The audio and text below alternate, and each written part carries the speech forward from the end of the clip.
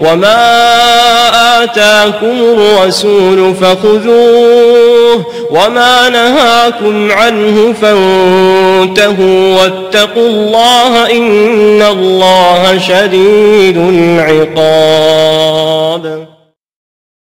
بسم الله الرحمن الرحيم.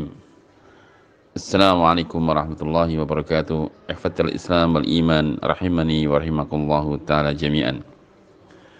Baru-baru ini atau hari-hari ini negeri kita dikoncang dengan apa yang namanya wabah atau bala, yang lebih dikenal dengan COVID-19 atau Corona, yang membuat goncang negeri ini, kacau balau negeri ini. Manusia pada ketakutan, manusia pada mengalami kegoncangan jiwanya ketika menghadapi virus tersebut. Dihantui dengan kematian-kematian, dihantui dengan hal yang sangat mengerikan. Dan kita tidak memungkiri, memang itu hal yang membahayakan bagi fisik kita. Tapi kalau kita perlu mengkaji lebih dalam lagi, bahwa bahaya dari maksimal dari virus ini adalah kematian badan, kematian jasad. Sementara kematian jasad adalah hal yang pasti. Tanpa virus itu pun kita pasti akan mati. Karena kematian adalah satu kepastian yang Allah takdirkan menimpa umat ini, menimpa yang berjiwa dan bernyawa. Kullu nafsin dha'iqatul maut. Setiap jiwa pasti akan dha'iqah, akan mengenai padanya, akan tersentuh padanya kematian. Walaupun manusia benci dengan itu, namun tidak akan mungkin manusia bisa lari dari makhluk yang namanya kematian. Waja'at sakratul mauti bil haqq dzalika ma kunta minhu tahid. Telah datang sakaratul maut dengan pasti, dan itulah yang kalian ingin lari daripadanya. Qul innal mautal ladzi tafirruna minhu fa innahu mulaqikum thumma turadduna ila alimil ghaibi wasyahadah fayunabbi'ukum bima kuntum ta'malun. Katakanlah wahai Nabi Muhammad, kematian yang kalian ingin lari daripadanya pasti dia akan menemuimu, dan kau akan dikembalikan kepada Allah, zat yang mengetahui yang gaib dan yang nampak, dan Allah Subhanahu wa taala mengetahui apa yang telah kalian amalkan. Kalla idza balagati taraqi wa qila man raqa wa dhanna annahu firaqa wal taffati saqu bisaqa. Sekali-kali tidak. Ketika nafas sudah naik ke kerongkongan, maka Allah katakan sembuhkanlah kembali. Tarik kembali nafas ke bawah. Datangkan dokter yang paling canggih, obat yang paling manjur. Niscaya keduanya tidak akan mampu mengembalikan arwah ke bawah.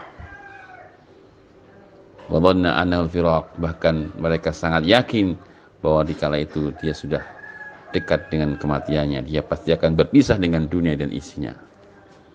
Wa taffati saqu bisaqa, tatkala kedua betisnya bertautan karena menahan derita sakaratul maut. Ini semuanya adalah kematian, dan kita nggak mungkin lari daripadanya. Andai kata kita selamat dari virus ini, pasti Allah akan berikan sebab yang lain. Dengan demikian maka kita pun tidak memungkiri kita takut, kita khawatir, itu hal yang wajar dan lumrah. Itu namanya khasyatun tabi'i, yaitu takut yang tabiat. Namun tentunya seorang muslim punya mauqif, punya sikap. Bagaimana sikap yang benar? Jangan sampai takutnya kita dengan virus ini sehingga kita melakukan tindakan-tindakan kriminal kepada Allah, berbuat kesyirikan, berbuat kekufuran, melakukan tindakan-tindakan yang di luar batas syariat, bahkan sampai menyebabkan seorang kufur, yang kufur itu lebih bahaya daripada kematian badannya, karena ketika seorang terjatuh ke dalam kekufuran akan terjatuh ke dalam kesyirikan. Maka ada yang lebih bahaya daripada corona, itu bahaya matinya hati-hati kita. Nah, andai kata kita kena virus ini, kita mati, insya Allah mati syahid. Tatkala kita telah mentaati Allah dan Rasulnya, ya, kemudian tinggal di rumah mentaati pemerintahnya, sudah menjauhi segala sebab yang bisa mendatangkan virus ini, tapi qadar Allah jadikan kita kena. Kalau kita mati, kita di atas mati yang syahid. Namun tatkala seorang mendapati dirinya mati hatinya, ini lebih bahaya daripada virus ini, karena hati adalah merupakan tolak ukur, ya. Hati merupakan mekiar standaritas penilaian baik buruknya amal hamba nanti di akhirat, ketika hatinya dia hati yang baik. Karena Allah Subhanahu wa taala berfirman, "Yauma la yanfa'u malun wala banun illa man atallaha biqalbin salim." Di hari tatkala sudah lagi tidak bermanfaat harta dan anak kecuali orang yang datang di hari kiamat dengan membawa hati yang salim. Apa hati yang salim? Hati yang selamat dari kesyirikan, hati yang selamat dari kekufuran, hati yang selamat dari kemaksiatan, hati yang selamat dari keinginan-keinginan kepada selain Allah, hati yang selamat dari tujuan-tujuan yang selain Allah, hati yang selalu bersih, hati yang selalu ingin kembali kepada Allah, bertobat kepada Allah, bersimpuh kepada Allah, hati yang selalu mengajak kepada pemiliknya, selalu mentaati Allah Subhanahu wa taala. Karenanya nasihat saya kepada anak-anak semuanya adalah kita kembalikan kepada Allah tentang virus ini. Kita tawakal kepada Allah bahwa segala sesuatu datang dengan takdirnya.